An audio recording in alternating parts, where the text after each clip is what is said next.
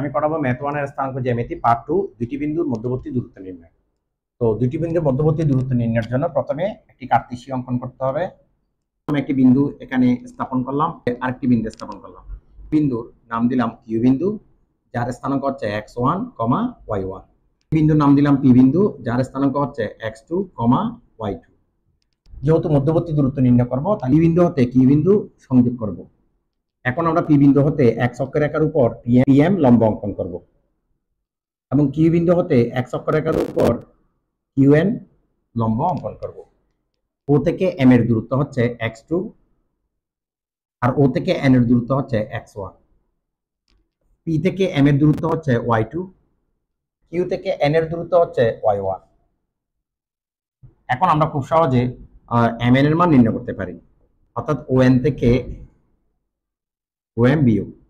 এখানে O N হচ্ছে x1 এবং ও এম হচ্ছে x2।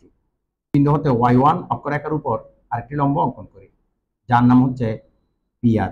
পিআর এর মান হচ্ছে x1 মাইনাস x2, অর্থাৎ x1 মাইনাস, যেহেতু এখন আমরা নির্ণয় করব কিউআর এর মান।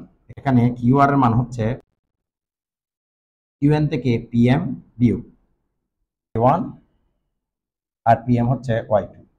এটি একটি 90 ডিগ্রি কোণে একটি সমকোণী ত্রিভুজ। সমকোণী ত্রিভুজের ক্ষেত্রে এটি একটি অত্রিভুজ, আর এটা হচ্ছে ভূমি, এটা হচ্ছে লম্ব। ত্রিভুজ হচ্ছে পি কিউ স্কোয়ার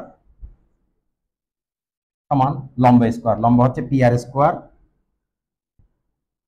এবং ভূমি স্কোয়ার, ভূমি হচ্ছে কিউ আর স্কোয়ার, হচ্ছে x1 minus x2 whole square এবং কিউ আর মান হচ্ছে y1 minus y2 whole square. Q সমান লিখতে পারি root x1 minus x2 whole square plus y1 minus y2 whole square. এই সূত্রের মাধ্যমে যে কোনো দুটি বিন্দুর মধ্যবর্তী দূরত্ব নির্ণয় করতে পারি খুব সহজে। এখন আমরা একটা ম্যাথ করব এই সূত্রের মাধ্যমে। বিন্দুর স্থানাঙ্ক হচ্ছে 4, 5, -2, -3।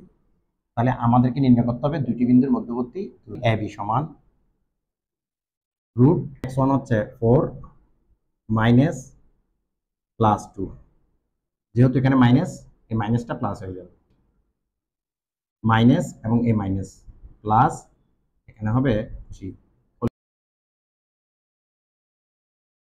এ এবং বি এর মধ্যবর্তী দূরত্ব 10 একক। এ -8, 3 এবং বি -7, 5। এই দুটি বিন্দুর দূরত্ব কত হবে সেটি আমাদেরকে কমেন্ট বক্সে জানিয়ে দাও।